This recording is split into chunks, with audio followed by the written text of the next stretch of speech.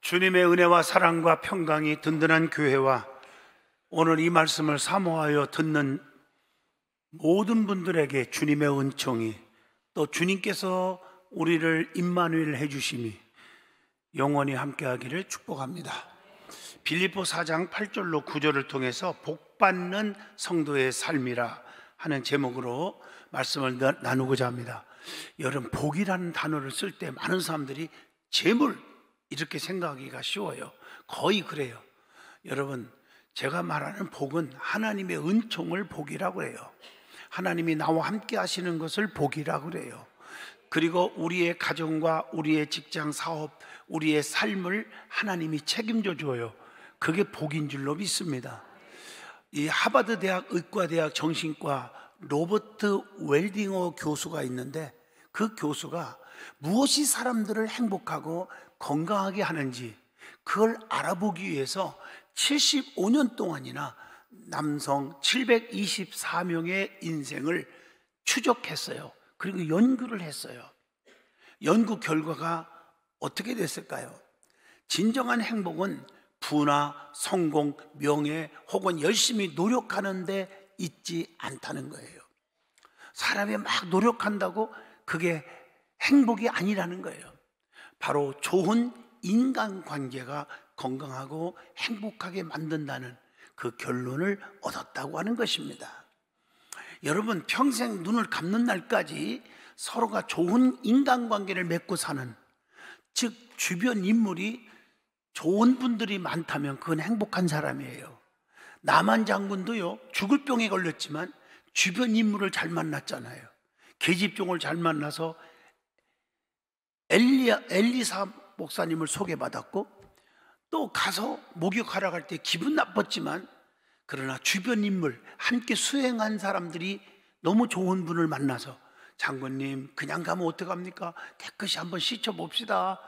그래가지고 못 익은 척하고 7번 목욕했더니 죽을 병에서 살았지 않습니까? 여러분, 우리는 좋은 관계를 맺고 사는 평생 동안, 이것이 행복이라는 것을 아셔야 합니다. 그렇다면 좋은 인간관계는 어떻게 맺어 가야 하느냐? 우리는 때로 다른 사람의 감정을 함부로 다루고 우리 마음대로 하고 흠잡고 위협하고 또 비난하며 관계의 어려움에 빠지게 될 때가 있지 않습니까? 하지만 다른 사람을 배려하는 따뜻한 말 한마디와 다른 사람의 태도를 역지사지의 심정으로 원만한 대인관계를 유지할 수가 있습니다. 제가 지금 역지사지라는 단어를 썼습니다. 이게 무슨 뜻입니까? 남과 처지를 좀 바꾸어 생각하다, 또는 남의 입장에서 좀 생각을 한다, 그런 뜻으로 표현을 합니다. 맞습니다. 갈수록 삭막해지는 세상을 살다 보면 때로는 순수한 배려와 호의를 잊어버리기도 하고 스스로 손해보지 않으려고 더 강하게 움켜쥐기만 합니다. 하지만 내가 먼저 바꾸어 다른 사람들을 이해하고 배려를 한다면 성공적인 인간관계를 유지하는 열쇠가 될 것입니다. 우리 하나님의 백성들은 어느 장소, 어느 모임에든지 항상 상대를 먼저 배려하고 존중하고, 그래서 좋은 인간관계를 맺어서 그렇게 그 사람에 대해서 꾸준히 기도하고 좋은 때에 그들을 하나님께 인도하는 그런 믿음의 사명자가 되시기를 원합니다. 전능하신 하나님이 내 안에 계시면 불가능이 없잖아요. 모든 복된 삶은 주님께서 나와 함께 하실 때만이 가능합니다. 임마누엘 하실 때만이 가능합니다. 그러니까 여러분, 요한복음 15장 5절에 너희가 나를 떠나서는 아무것도 할 수 없느니라, 이렇게 말한 거예요. 하나님이 나와 함께하면 이건 시온의 대로가 열려버리는 거예요. 그래서 시편 1편에 보면 복 있는 사람은 악인의 길을 쫓지 아니하고 죄인의 길에 서지 않고 오만한 자리에 앉지 아니하고 오직 여호와의 율법을 주야로 묵상하는 자로다. 그렇게 살아가면 시냇가에 심은 나무가 시절을 쫓아 열매를 맺고 잎사구가 마르지 아니함 같으며 그 하는 행사마다 형통하리로다. 이렇게 시편 1편 1절로 3절까지 말씀하고 계십니다. 그러나 반대로 악인은 그렇지 아니하며 바람에 나는 겨와 같도다. 시편 1편 4절에 반대적으로 말씀한 것도 있습니다. 그렇기 때문에 성도는 하나님으로부터의 은총, 복받기 위해서는 성도의 삶이 너무 중요하다는 것입니다. 복받는 사람은 복받는 삶을 살아야 한다는 것이죠. 오늘 복받는 성도의 삶이라는 제목으로 저와 여러분이 은혜를 나누는 시간 되기를 바랍니다. 제일 먼저 성도는 해서는 안 될 일이 있고 꼭 힘써서 해야 할 일이 있다고 하는 것, 구분할 줄 알아야 합니다. 그러면 예수 믿는 사람으로서 해서는 안 될 일이 있다는 거예요. 뭡니까? 첫째, 믿지 않는 자들과 멍해를 같이 하지 말아라. 고린도후서 6장 14절에 말합니다. 또 서로 변론을 하지 말아라. 다투지 말아라. 네가 잘했니 내가 잘했니 하지 말라는 거예요. 디모데후서 2장 23절입니다. 그리고 주초를 금하라. 에베소 5장 18절 술 취하지 마라. 이건 방탕한 거다.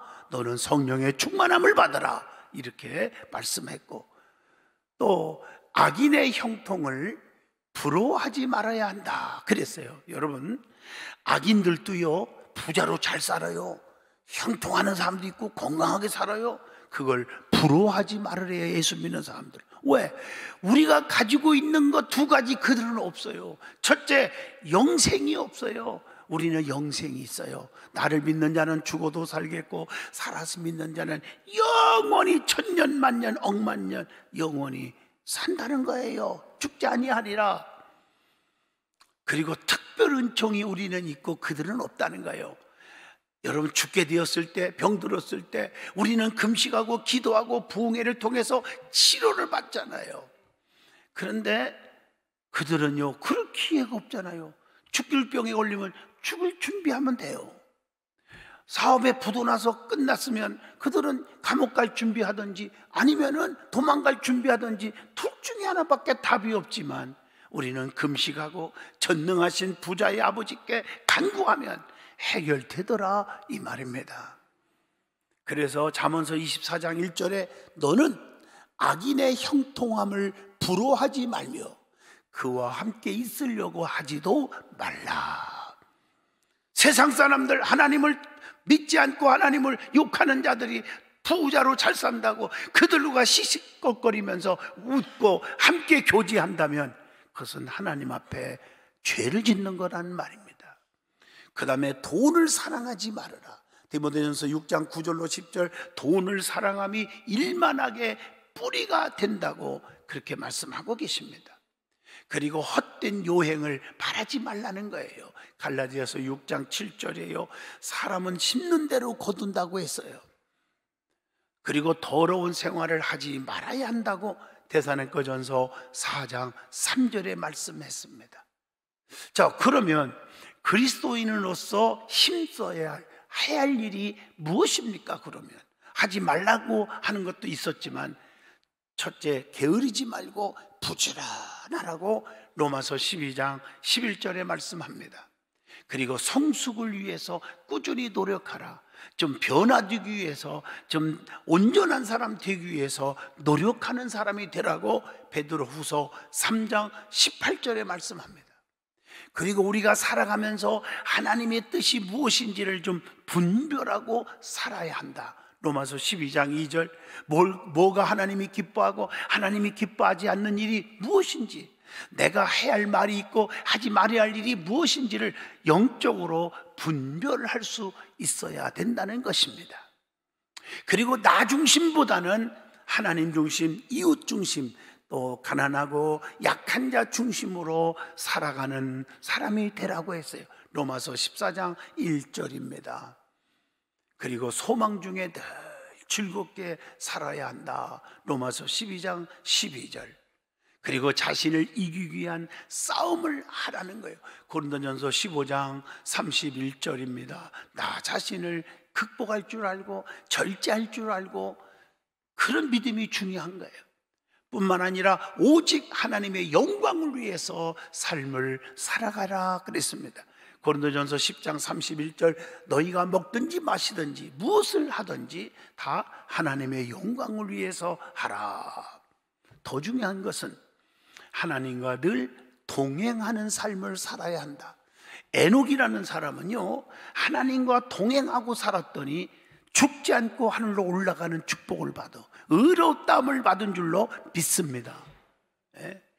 여러분, 항상 우리는 이걸 아셔야 되는 거예요. 하나님과 동행하고 살자. 주 없이는 살 수 없지 않습니까? 우리의 삶의 목적이 하나님의 뜻과 같아야 하나님과 동행하는 삶을 살 수 있어요. 말로만 하나님과 함께 동행하고 삽니다 그래놓고 자기 혼자 다니면서, 그게 동행이 아니잖아요. 네? 그래서 무엇을 하든지 무엇을 먹든지 다 하나님 영광을 위해서 하라. 고린도전서 10장 31절에 말씀한 거예요. 하나님과 동행하는 것이 무엇입니까? 말씀과 동행하는 삶을 사는 거예요. 그것이 동행의 삶인 줄로 믿습니다. 그리고 성령에 이끌리는 삶을 사는 것이 하나님과 동행하는 삶이라고 고린도전서 3장 16절, 내 뜻이 아닌 성령님의 뜻대로 살아라. 어떤 분들은 기도할 때 보면요, 아버지 해놓고 자기 욕심에 끌려서 내 자식이 이렇게 해주시고요, 우리 마누라는 이렇게 살게 해주시고, 그냥 우리 부모는 이렇게 되고요, 우리의 사업도 이렇게 움직여 주시고요, 그냥 쫙 얘기한 다음에 마지막에 이 모든 것이 하늘에 계신 우리 아버지의 뜻인 줄로 뺐습니다. 여러분, 그런데 목사가 볼 때는, 하나님 보실 때 딱 보면 그건 네 뜻이지 내 뜻이 전혀 아니다. 그 하나님과 동행하는 게 아닙니다. 내 뜻과 하나님의 뜻을 분별할 줄 알아야 돼요. 그리고 믿음으로 미래지향적인 삶을 사는 것이 하나님과 동행하는 거라고 히브리서 11장 1절로 2절을 통해서 말씀합니다.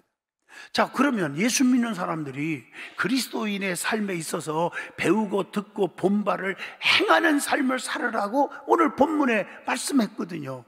배우고 듣고 본바를 행하는 삶을 살려면, 그 살게 되면 하나님으로부터 어떤 축복이 오는지 오늘 말씀에 분명히 말하고 있어요. 오늘 본문 9절을 보세요. 뭐라고 되어 있습니까? 너희는 내게 배우고 받고 듣고 본바를 행하라. 그리하면, 조건이죠, 평강의 하나님이 너희와 함께 계시리라. 약속이 있습니다. 평강의 하나님이 함께 하신다는 거예요. 여러분, 이 평강은요, 하나님이 주시는 최고의 축복이에요. 내가 주는 평안은 세상이 주는 것 같지 않다. 세상은 달면 삼키고 쓰면 뱉기 때문에 그 평안이 와도 금방 배신당하고 금방 사라지지만, 내가 주는 평안은 영원하다. 배에서 생수의 강이 흘러 넘치는 것처럼 영원하다, 그 말입니다. 평강의 하나님이 너희와 함께 해주신다. 그래서 이 평강은 형통을 가리켜요. 형통. 형통이 뭔지 아시죠? 여러분, 병들고 사업에 부도나고 자식이 잘 안 풀리고, 그런 평안이 올 리가 없잖아요. 이 평안은요, 형통인 줄로 믿습니다. 염려하지 말라는 거예요. 그래서 요한복음 14장 1절, 너희는 마음에 근심하지 말라. 하나님을 믿으니 또 나를 믿으라. 이렇게 말했고, 부활하신 주님이 제자들을 만나고 많은 사람을 만날 때마다 첫 번째 메시지가 뭡니까? 평안하뇨? 평안이 있을지어다. 여호와 샬롬. 이렇게 가르쳐 주고 선포한 줄로 믿습니다. 여러분, 아무리 억만금을 갖고 있어도 평안이 깨지면 그것은 행복이 아닙니다. 그러면 무엇을 배우고 무엇을 받고 무엇을 듣고 행하여야 한다는 말입니까? 오늘 9절의 말씀에 무엇을 얘기하는 것입니까? 올바르게 살으라는 거예요. 정결하게 살으라는 거, 참되게 살으라는 겁니다. 경건하게 살아야 된다는 거, 그리고 남을 사랑하고 살아야 한다는 것. 그리고 중요한 것은 칭찬하며 살아야 한다는 거예요. 오늘날 많은 사람들은 칭찬에 인색해요. 안 돼요. 제가 이번 주 부흥회 금요 철회 때 간 교회가요, 세상에 화성에서 하고 왔는데 놀라운 것은요, 얼마나 막 교인들이 막 하나가 되어서 멀리서도 막 몰려오는데 5년밖에 안 됐어. 개척한 지가 왕성왕성 그래요. 근데 왜 되는가? 제가 비결을 배웠어요. 제가 일산에 도착하자마자 문자가 왔을 때는, 목사님, 성도들이 지금 난리 났습니다. 엄청나게 치료받고요, 방언도 터지고 은사받고 난리 났습니다. 목사님이 단에서 그랬죠. 배가 운동 일으키면 다음에 와주신다겠죠. 기대하면서 열심히 하렵니다. 솔직히 그 문자를 보고 내가 얼마나 감동받았는지 몰라. 그래도 강사를 막 칭찬해주고 싶어가지고, 물론 순수한 것도 있겠지만 얼마나 그 모습이 아름다운지 말이에요. 용기를 주고 소망을 주고. 얼마나 피곤해. 밤 12시 다 돼갖고 왔거든, 철야 때요. 끝나고 나서. 그런데 그 문자가 얼마나 나에게 힘이 되는지 아세요? 여러분들 주변 사람들에게 칭찬의 달인들이 되시기를 축복합니다. 그리고 거짓말하지 말고 진실하게 살아야 한다고 그랬어요. 사람들이 가장 많이 하는 거짓말 중에 대표적인 거 5가지 유형이 있다네요. 내가 오늘 별걸 다 가르치네요. 거짓말도 5가지 종류가 있대요. 첫째, 회피형 거짓말. 자신의 잘못을 회피하기 위해서 하는 거짓말. 높은 위치에 있는 사람들이 이런 거짓말을 많이 하죠. 또 2번째로는 비난형 거짓말. 오로지 남을 괴롭히고 망하게 하려는 목적으로, 비난하기 위한 목적으로 거짓말을 하는 사람이 있어요. 아닌 것도 기라고 막 소문 퍼뜨리고, 그래서 힘들게 하고. 특히 이단들이 교회 안에 들어와가지고 담임 목사 그 유머를 퍼뜨려. 그래서 막 그런 거, 성도들이 목사 말을 믿지 않거든요. 성도들의 말을 믿고서는 그냥 교회가 시끄러워서 풍비박산된 교회도 있어요. 내 주변에 보면. 여러분, 정말 이런 비난, 이런 거짓말 없기를 축복합니다. 그 다음에 농담형 거짓말. 자신의 유익이나 남에게 해를 끼치려고 하는 것이 아니라, 그건 아니지만 정말로 장난삼아 하는 거짓말이에요. 그러나 그 유머 감각은 좋지만, 그러나 이것 때문에 의도치 않게 상처받는 사람이 있다는 걸 아셔야 됩니다. 4번째, 아부형 거짓말. 남을 기쁘게 해주려고 하는 거짓말이죠. 단점도 장점으로 만들어주는 거짓말이지만 아부성이 너무 심하면 발전이 없다는 것. 5번째, 위장형 거짓말. 다른 사람들에게 주목받기 위해서 하는 거짓말이 있잖아요. 요즘 사업가들 보세요. 매출이 1,000억밖에 안 올렸는데 1조 올렸다고 거짓말하면서 위장하는 사람들, 이거 오래 못 갑니다. 사랑하는 성도 여러분, 우리는 거짓말하지 않는 성도가 되시기를 축복합니다. 그 다음에 칭찬하기를 인색하지 말아라 그랬어요. 여러분, 칭찬의 달인들이 성공합니다. 그래서 칭찬은 10가지 계명이 있다네. 10계명만 있는 게 아니라 칭찬에 10가지 계명이 있대. 자, 첫째, 소유가 아닌 재능을 칭찬하라. 쉽게 말하면 넥타이가 참 멋있네요. 그것보다는 역시 패션 감각이 탁월하시네요. 이게 또 멋있지 않냐 이거죠. 좀 아멘 좀 하시면 안 돼요? 네. 2번째로는 결과보다는 과정을 칭찬하라는 거예요. 야, 1등 했다면서 박수 이거보다는 그동안 1등 하기 위해서 얼마나 피눈물 나는 노력을 했겠는가. 멋있잖아요. 3번째, 타고난 재능보다는 의지를 칭찬하라.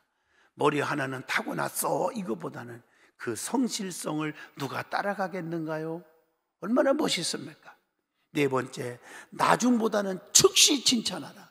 참, 지난번에 이런 식의 하지 말고 즉시 칭찬거리를 바로 놓치지 말고 하라는 겁니다. 큰 것보다 작은 것을 칭찬하라. 별거 아닌 일에도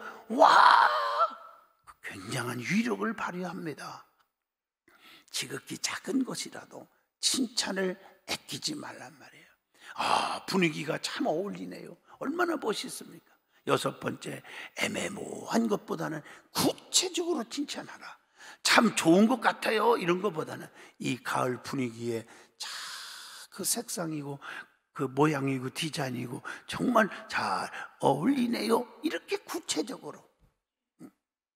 와, 목사님 오늘 참 젊어 보이네요. 이런 것보다 목사님 헤어스타일이 너무 멋있고 약간 파마를 한 것 같은데 그 파마기가 목사님에게는 너무 딱입니다. 이렇게 구체적으로 칭찬해 주라 이 말이에요. 목사님은 무슨 연예인인가 뭐 스타일이 자꾸 이랬다 저랬다 바뀌고, 그런 사람은 40일 금식 기도하여야 그 마음이 사라질 줄로 믿습니다. 7번째, 사적으로보다 공개적으로 칭찬하라. 칭찬거리가 있으면요 개인적으로 정말 너무너무 감사해 이렇게 하지 말고 많은 사람들 앞에서 야 우리 목사님, 우리 장로님 보니까 너무 성실해, 너무 아름다워, 너무 주의 일하는 거 봐. 야, 세상에 안목의 장로님들 봐. 식당에서 밥만 먹고 그냥 사라지는 게 아니고 설거지하고 막 그냥 쓸고 닦고 대단해. 많은 사람들 앞에서 공개적으로 칭찬을 해주라 이 말이에요. 그리고 말로만 그치지 말고 8번째, 보상으로 칭찬하라. 한 턱 내세요 보다는 내가 쏠게요. 쏘세요. 얼마나 아름다운 일이에요. 9번째, 객관적인 것보다 주관적으로 칭찬하라. 참 좋으시겠어요. 그것보다 동감의 뜻이 있는 제가 다 신바람이 나네요 보니까 얼마나 멋있어. 마지막 10번째, 남을 칭찬하기보다는 더 중요한 거, 자신을 칭찬하라. 야, 내가 오늘 한 것에 대해서 나도 내가 봐도 훌륭했어. 정말 멋있었어. 이렇게 자기 자신, 나는 참 자랑스러워, 멋있잖아요. 자기 자신을 비관하지 말고 야, 나는 정말 우리 교회에 필요한 존재야. 오늘 전도 2명 했는데 야, 너 잘했어 잘했어. 얼마나 멋있어요. 자기 자신을 스스로 칭찬할 수 있기를 축복합니다. 남이 나를 칭찬하기 전에 내가 나를 칭찬하는 거예요. 그게 얼마나 멋있어요. 제가 이 교회 개척하면서요 얼마나 힘들었어요. 개척하면서 특별히 서울에서 또 목회할 때도 보면요, 비만 오면 지하실에 물이 한강이요, 강대상이고 황금바구니고 둥둥 떠다녀. 밤새도록 잠 못 자고 그걸 퍼날렸어. 물을 그걸 퍼날려 막 삭신이 쑤시고, 내가 뭐 젊은 나이에 이게 뭐요, 21살 때부터 개척했으니까 이게 뭐요 이게 도대체, 이러지 않고 야, 나도 대단해, 참 대단해. 밤새도록 물 푼 거 보면 하나님의 성전을 세상에 물로 꽉 찬 걸 다 닦았어. 하나님 참 나를 기뻐하실 거야. 여러분, 칭찬의 달인들이 되시기를 축복합니다. 그런 사람이 성공하는 거예요. 할렐루야. 그러면 또 스스로 자기를 다스릴 줄 알아야 한다고 했어요. 여러분, 이 심리학자가 있습니다. 노이드라는 심리학자의 말에 의하면 사람에게는 6가지 감옥이 있다네요. 감옥. 그 감옥에는 한번 들어가면 나오기가 어렵다는 거죠. 그게 뭐냐, 자기 토취의 감옥. 자기 토취에 빠져가지고요 나오지를 못하는 사람이 있어요. 공주병 이런 거, 왕자병. 조심해야겠죠. 또 비판의 감옥이 있답니다. 감옥에 들어간 사람은 다른 사람의 단점만 봅니다. 비판하기를 좋아합니다. 그러다 보니까 친구가 다 사라져. 사람이 붙지를 않아요. 3번째, 절망의 감옥이 있답니다. 이 감옥에는 들어가지 않을 것 같은데도 의외로 많은 사람들이 들어간다는 거예요. 세상을 부정적으로만 보는 거예요. 불평하며 절망하고 그러지 말라는 거죠. 4번째, 과거 지향의 감옥이 있답니다. 야, 옛날에 참 좋았어. 현재는 왜 그래? 그래서 현재에 대해서 포기하려고 그래요. 그러지 마세요. 내가 왕년에 이런 소리 하지 마세요. 현재에 만족할 만한 일을 할 수 있기를 바랍니다. 5번째, 선망의 감옥이 있답니다. 남의 떡이 더 커 보이는 속담이 있잖아요. 그러지 마세요. 내 떡의 소중함을 모르고 남의 떡만 크게 보면 안 된다는 얘기예요. 6번째, 질투의 감옥이 있답니다. 남이 잘 되는 걸 보면 괜히 아이고 배 아파 배 아파. 그래서 자꾸 위장병 환자들이 이렇게 많아지고, 그래서 남을 헐떡 묻고 싶은 마음이 막 생기는 거지요. 남이 잘 되는 꼴을 못 보는 거 조심해야 합니다.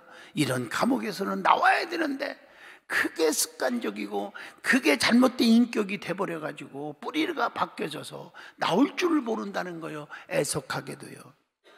자, 그러면 예수 믿는 사람들의 참된 삶이 무엇인지를 먼저 말씀을 드리고자 합니다. 자, 정결에 대해서 어떻게 살아야 하냐? 변하지 말고 지키라. 우리 몸이 성령의 전인 줄을 알고 살아라.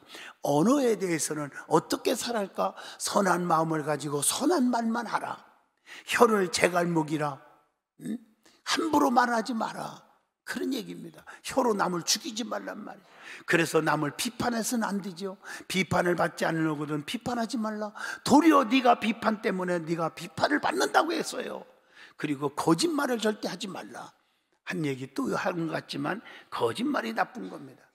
그러면 교회에서의 참된 삶이 무엇일까요? 하고 물어보신다면 안디옥 교회의 성도들처럼 봉사와 구제가 있어야 한다고 베드로전서 4장 10절에 말했고, 예루살렘 교회의 성도들처럼 전도하는 일과 헌신하는 일이 있어야 된다고 디모데후서 4장 1절로 5절에 말씀했어요. 내 직무를 다 하라고 그랬어요. 베레아 교회의 성도들처럼 예배와 교육이 있어야 된다고 디모데후서 3장 14절에 말씀을 합니다. 이제 말씀을 마치려고 합니다. 말해야 할 때 말하지 않으면 비겁의 때가 낍니다. 나누어야 할 때 나누지 않으면 탐욕의 때가 낍니다. 놓아야 할 때 놓지 않으면 고통의 때가 끼고, 기뻐할 때 기뻐하지 않으면 슬픔의 때가 낀다는 겁니다. 즐거워할 때 즐거워하지 않으면 근심의 때가 낀대요. 사랑해야 할 때 사랑하지 않으면 당신 인생의 후회라고 하는 때가 낀다는 말이 있습니다. 우리는 인격적인 사람이 돼야 됩니다. 여러분, 유명한 테레사 수녀 얘기 한번 하고 마치려고 합니다. 빵집으로 가가지고 아이들이 좀 굶고 있어요. 그 아들이 너무 굶어요. 빵 좀 기부해 주시면 안 될까요? 이렇게 물었더니 빵집 주인이 화를 내면서 재수없어, 꺼져 모욕을 줍니다. 이 테레사 수녀는 한 번 더 사정합니다. 남는 빵이 있으면 좀 주시면 안 될까요? 애들이 배고파해요. 같이 갔던 봉사자들이 울컥하면서, 수녀님 굴욕스럽지 않습니까? 뭐 계속 구걸합니까? 그러자 테레사 수녀가 이렇게 말을 합니다. 나는 빵을 구하러 왔지 자존심을 구하러 온 것이 아니다. 여러분, 계속 그래도 자존심 버리고 굴욕을 참으면서 어린아이의 배고픈 것만을 생각하고 구했더니 결국에 빵을 얻어서 배고픔을 채워줬다는 말이 있습니다. 사랑하는 성도 여러분, 자존심, 체면 이거 버리시고요, 하나님 앞에 솔직하고 하나님 앞에 진실하고 교회 앞에 진실하게 충성하는 믿음의 성도가 되시기를 축복합니다. 기도합니다. 거룩하신 하나님, 복받는 성도의 삶이 무엇인지를 깨우쳐 주신 아버지, 복이 넘치게 하여 주옵소서. 은혜의 복이 넘치게 하여 주시옵소서. 사랑의 복이 넘치게 하여 주시옵소서. 임마누엘 복이 넘치게 하여 주시옵소서. 예수님 이름으로 기도하옵나이다. 아멘.